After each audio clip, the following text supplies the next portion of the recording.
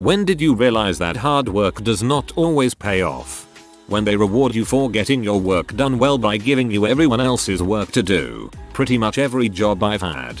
I feel this in my soul. Even better when your boss rewards you with bits of their work and positions it as a great learning opportunity. Yes, please let me do the B work parts of your job while getting paid $45k less per year. I guess that's why they get paid so much. They've implemented creative strategies for cost savings and efficiencies. Easily retail. Those performance-based raises are deliberately rigged to not give people the best raises. I only really understood how much when I became a manager and was overruled on how much to give my employees a raise when I gave them a 5/5. I was told, and I quote, "No one is a 5/5. She came in whenever we called, stayed late whenever we needed, was the epitome of the perfect employee and was well loved by everyone that shopped there." They changed her evaluation from a 5/5, which was I believe a 50-ish cent raise, still not enough, to a 3/5, which was a 10-cent raise. She quit a few weeks after I told her, and no one we've hired has been half as productive as she was. I find it super interesting that companies don't realize that it's better to pay someone 20% more that works as hard as 2 people than to hire 2 people. Worked this office job for 9 years, ever since I turned 16. They kept giving me responsibilities, never any pay raise beyond the minimum they had to, all the while telling me how I was indispensable. Then COVID hit and they laid off all my coworkers. They told me I could stay, but for less hours than before and definitely no pay raise, just more responsibilities, either working from home or in an empty office. I declined the offer and quit right then and there. Felt pretty cheated though. Like most people here, my first job, I was working at a pizza place known for letting you, the customer, bake the pizzas at home. I was working minimum wage, but I felt like I'd been there a while and wanted to move up.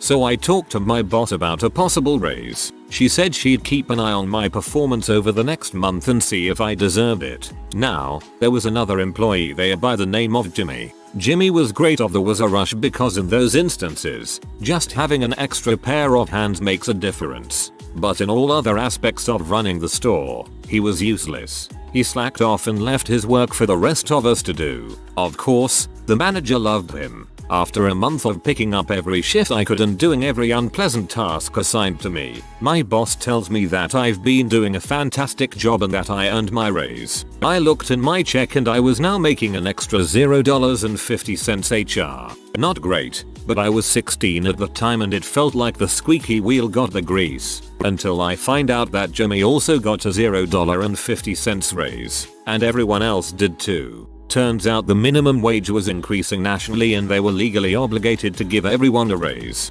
When I confronted her about this, she turned the tables on me, telling me that talking about my pay with other employees was unprofessional. She went on vacation shortly after that. I taped my 2-week notice to her door the day after she left. TLDR. I worked my butt off for a minuscule raise only to find out that the raise was legally required anyways.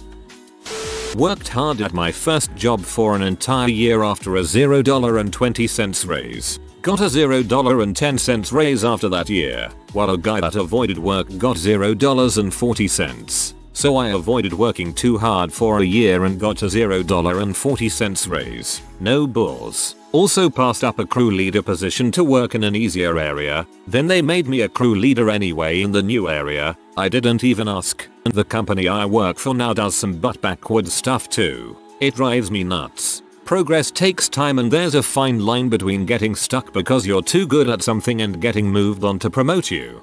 Progress takes time and there's a fine line between getting stuck because you're too good at something and getting moved on to promote you. And that is why you change jobs every few years. I worked 4 years at a Walmart, almost constantly being praised as one of the best employees on my shift team. Now what kind of reward did I get for this? A raise? A promotion? Nope. I got a small pin I was allowed to wear that just said something like "management appreciates me." I was a really bit of a people pleaser when I was younger. Tried to do everything to make life for everyone easier. Turns out that they just took advantage on me. Givers need to know their limits, because takers don't have any. by being taken advantage of repeatedly, go above and beyond the expectations in hopes to advance, you now have to do that advanced job with way more work for no pay increase and in less time than the people getting paid more than you. Don't ever let an employer know you're capable or willing to do significantly more work than anyone else for the same pay. If an opening arises and you have been consistent, you're more likely to get the position than someone who does twice the work you do for the same pay just because you follow the book more. This thread is a goldmine of career advice. I did something similar and ended up exactly how you described.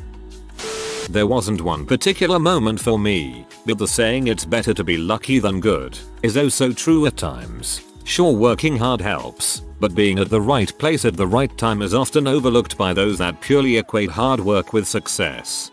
Malcolm Gladwell talks about right place, right time and outliers. It's fascinating. Also made me realize how much luck there is in succeeding. Sometimes we do all the work, and it's not at the right place or right time, so we still fail. In the last 5 years, learned hard work hardly ever pays off. It's about working the system more than anything. The catch is that I suck at working the system. Dude lady, I'm not an butt kisser at work and hate work politics. I just want to do my best, get paid, recognized and given a raise and send me home. I don't care about stupid employee appreciation pizza parties or Christmas parties. Just give me money. 19 years old, I was working for a pet store inside a debt store. Separate company. I was the assistant manager.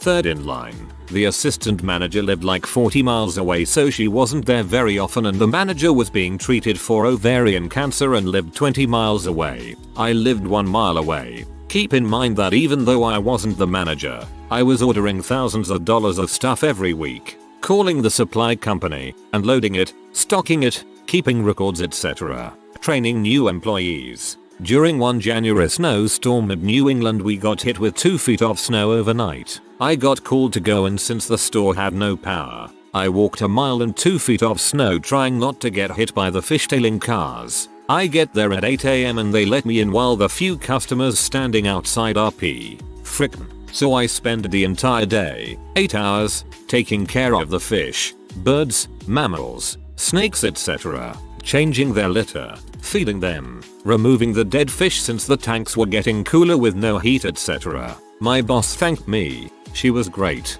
6 months later, I show up for my shift and my manager and her sister are standing there. Her sister was manager of another store of ours. Her sister talked to me and explained I was being let go because the quality of my work had dropped. I looked at my boss, whose head had been down, not looking at me. She gave me a look that basically screamed, "This isn't me." This came from above. She didn't say anything other than sorry, but the look told the entire story. I was mad at the sister at the time but quickly got over it. I realized what was up because I was running the entire store. So no, my quality hadn't slipped. 6 months later, the company went bankrupt and out of business. I laughed. The most insane part to me is that there were peak customers waiting outside of the pet store in 2 feet of snow. Every single retail job I ever worked, working harder, faster, smarter than co-workers never got you a raise or promotion or recognition. It just got you more tired. Not only more tired, but pretty much always punished if you decide to do a normal amount of work for your pay grade because you are tired. When I was proficient at my work and the boss brought in her old husband to replace me, I did the most amount of work on that particular task, the most anyone had ever done, but it wasn't good enough to keep me employed. I also did a great, determined job in the warehouse, but because the boss liked keeping us as casuals and cutting costs wherever possible, and glaring at me, too, I realized that working hard wasn't worth it. So study hard and earn qualifications and become a worthy asset. There's no such thing as indispensable, just expensive to replace. Worked for a company for a few years in my early 20s. Busted my boss and was essentially doing a manager's job for very little money. Our manager left a while before and they just had me take on his duties. They employed a 40-year-old guy to help in the warehouse doing basic stuff. They hired him on twice my salary. I brought it up with the owner and asked for a pay rise, laid out why I deserved one and went about it in the right way. His response was no, as I'm young. The other guy has a family and a house, that's why he's getting paid more. I could have lost my crap. Realized I needed to cut my losses. I quit on the spot. That's always an excuse. Good job recognizing the bulls. I was working retail overnight and I worked my butt off, partly to keep from getting tired. My living situation started falling apart and I had nowhere to go if I had to move, so I was very stressed. My fun boss who everyone loved came over to ask why I wasn't working as hard as usual. I told him I was possibly a week from being homeless, and he just kept smiling and repeating the phrase, "You're usually my superstar. I need you to be my superstar, buddy." My hard work wasn't valued at all. This boss only cared that I'd been making him look good by accomplishing so much. No one at the store actually cared about me as a person. I've told this story here before, but the truth is I never worked hard again. No matter how hard a job tried to pressure me that something absolutely had to be done, I never worked that hard for anyone ever again. All I have to say is frick your boss. I was probably 16 when I realized we were dirt poor and watched my dad kill himself working 12 hours a day and coming home coughing up black snot. Then when he got sick and went to the hospital due to his lungs, his company let him go and then fought him on unemployment. I wish people understood what coal mining does to you. Multiple times, in school, group projects, I always was one of the couple of people who would do their part and then I would have to make up for others not doing anything. Work 1. I worked my way up to being a shift manager at a gas station that basically allowed me to carry a key to the store and run the daily reports. I got no pay increase. 2. Now I am a software developer and I found out pretty quickly that if I stayed ahead of the added features curve, that I get no extra praise or recognition. Now, I do still stay ahead of the curve, but I only send out required updates when it's due. Kind of annoying, but it means I do less work in the day. My MO is to allocate enough time to do a group project by myself. I've thankfully never had to use all of that time since high school, but it's nice for preventing procrastination and making sure I don't ever lose points. I've worked blue collar jobs my entire life. It's a good way to pay a mortgage and not much more. If by chance I ever find a way to retire, I'll be too broken down physically to enjoy it. There are 2 Moldovan guys where I work that would be billionaires if hard work made you rich. Hard work pays off when it's your own crap you're working on. Working at a job, it seems the less I work, the more I make. Today when my dad told me about his boss that bought himself a brand new Mercedes Glare while he keeps cutting pay from all the workers in his factory, even though thanks to them he has record profits even in this corona crisis. Marx was right. After spending over a year researching and cross-sectioning samples, imaging them on powerful scopes, and measuring each sample at specific locations, proving my theory was valid and being told that the extra work time wouldn't validate the changes in the process and the value attained, they started using my idea within 6 months of my report being published. Guess who got no credit? I gave up after that. My first job was a cashier at Burger King. I worked my butt off. I was 16/17, in high school working over 40 hours every week, because frick child labor laws. Somehow my grades didn't suffer but my health did. I regularly would only get maybe 5 hours of sleep a week to a max of 4 or 5 a night, and that was very rare, usually only when I had a day off and most assignments caught up. Got a couple raises, but it wasn't worth what I was working. Many managers hated being the manager or even hated working, so they would give me their keys and say if I need anything. They would be out back smoking, in having sex in the bathroom, or outside on the phone, etc. Their whole shift. I became the manager without the pay. Finally got tired of it and put my 2 weeks in.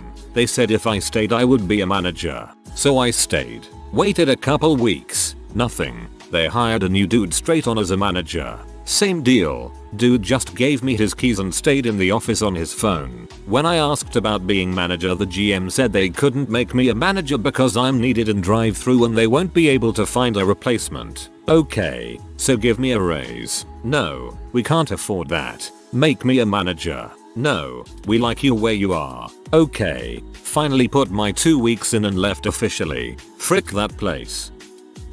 When I lost my student council election in 11th grade because although I'd run a thorough campaign with promises, lots of posters and actual campaigning, I lost to the popular dude who was on the football team. The studio I'm working at suffered pretty hard at the beginning of COVID. I was hired 2019 and I hadn't even been here a year yet. My co-worker has been working with the company for 10 or 15 years. I had new skills. I do graphic design. I know how to run a printer, and I know how to use 2 more programs than my co-worker did. He showed up earlier than he ever needed to and often stayed 30 minutes or an hour after he was supposed to clock out, and he was a hard worker and would cut his lunches short to make sure the shop was running. He could do everything printing and machine related in the shop, but technically he himself did not own any skills knowledge that someone else in the shop didn't already have. When COVID hit, he was one of the first laid off, but I still maintain my position even now. All because I know how to use Illustrator and Photoshop and he did not. 10 plus years experience and hours of extra work meant very little apparently. I've got survivor's guilt pretty bad and I can't imagine what he felt knowing I was keeping my job of 7 months and he was losing his of 15 years. I'm sure he's happy for me, but still, it's an extremely sobering experience. When I worked 45 days straight without taking any time off, and they wanted to give me a reward, not a promotion, or even a raise, but with a college football plaque for a team I never heard of, because I don't do sports.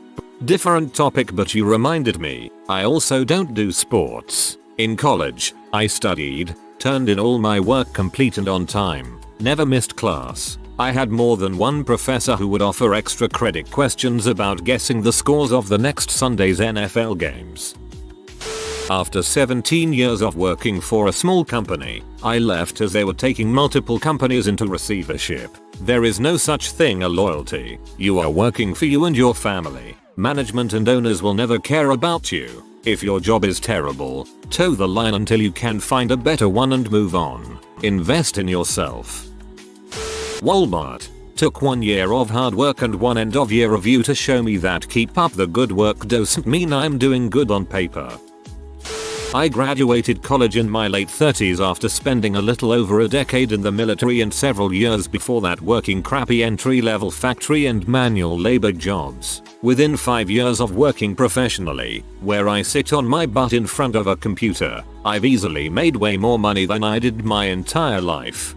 Second this, thinking of going back to school for software development, and this is my dream. Computer, at home in my PJs, making a good income.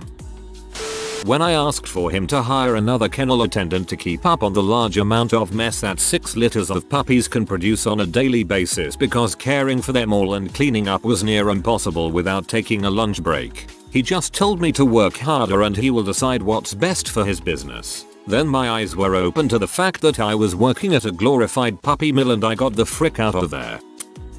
I used to be a super hard worker who cared a lot about the quality of my work and making a good impression. But I made too much of a good impression and the expectations of me just got higher and higher with absolutely zero benefits to me. I just switched positions in the same company and now I get to be at the bottom of the totem pole again. No one asks me for extra help BC, I'm just the new girl. I've used this opportunity to set the bar low and keep it there. I take my assigned breaks. I don't go above and beyond. I do not come in early or leave late. I come in, do my job to the best of my ability without stressing out, keep to myself, and go home. It's perfect.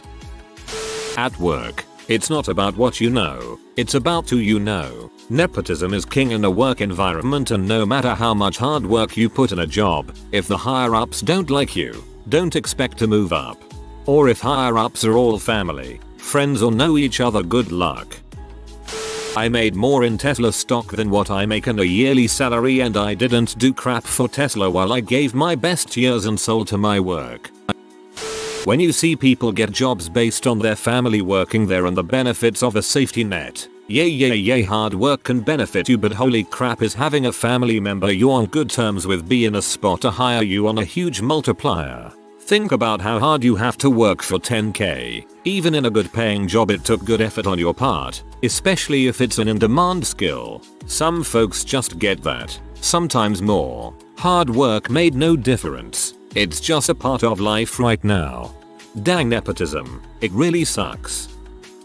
My first job out of grad school, spent 2.5 years there, consistently outperforming basically everyone. taking on larger and larger projects, and being a resource to new employees during the onboarding process. I asked for a promotion twice, got rejected for quite ridiculous reasons. After the second time I got rejected, my management meetings started getting negative. I wasn't a team player. I needed to take on more projects. I wasn't bringing in enough money. I was in development. After a month of these meetings, I saw the writing on the wall and started job searching like crazy. 3 months later, I cheerfully celebrated an offer that paid me 17k more, gave me the promotion I was looking for, and let me work from home whenever I wanted, before COVID. Do we do trigger warnings here? Pregnancy, loss and abortion. Probably my first career job. I was doing well, helping with all the extra that I didn't need to because it was a small business and I can appreciate that kind of thing. I was told to put a bug in my ear about being back office manager. Busted my butt. I became pregnant, had a miscarriage, and needed time. They expected everything to be all hunky-dory and for me to have sunshine blasting out of my butt when I came back. The manager shared with me about how one of the girls she used to work with had an abortion and she was okay after using a bunch of essential oils. I told her essential oils aren't going to bring back my dead expelled prebaby. She told me to get out, so I did. The owner called me and begged me to come back. I told her no, I'm not going to be told that I'm not allowed to grieve over my miscarriage because the stupid manager had a friend who had an abortion. I was a competitive Irish step dancer for 7 years. There is a very well developed competition circuit in Irish step dancing, with local competitions called a fees, qualifying you for regional competition known as the Avoidance, which qualifies you for a national competition, which qualifies you for the World Championships. I started a little later than most at 9, but I worked my butt off, took 6-8 hours of classes per week and practiced on a stage in my parents' basements for an additional 2-4 HRS day, videotaped myself, had mirrors up so I could improve form, etc. But there was one kid in my age group who was the best in the world. He won the world championships multiple years in a row, and he didn't practice for crap, either. Our teacher confirmed to me that I outworked him day in and day out, but I never once beat him, all the way up until I injured my toe and gave up competing. I ended up performing professionally for about a decade after I stopped competing, often with him, and he and I became friends. But I could never, ever reach his skill level. There's a valuable lesson in there. I don't know what it is, but it's there. Skill and talent are two different things. I went to Christian school, and one of our teachers held a month-long contest where we'd do fun little things for points. Trivia contests like Jeopardy, basket weaving, or reading a certain book, etc. At the end of the month, the teacher promised an awesome prize for the winner. I worked so hard. I really went the extra mile. I even started a donation box for missionary work at my public school. I attended both, and then brought it to my teacher. At the end of the month, we counted the points and I just knew I was going to win the awesome mystery prize. I was right, and no child was quite as deserving as I was. The awesome mystery prize was a bookmark. A bookmark. That's not even a whole piece of paper. I vowed to keep that bookmark forever as a reminder that hard work doesn't always pay off. It's been almost 30 years and I still have my bookmark. I don't think I ever used it for reading, though. TLDR, the awesome mystery prize was a religious bookmark. I've kept it for 25 years as a reminder that it'll never be anything better than a dumb bookmark. At the end you should request to have that bookmark go in your coffin with you. If you are new to the channel, you can subscribe. I publish new videos every day. Until then, check another video.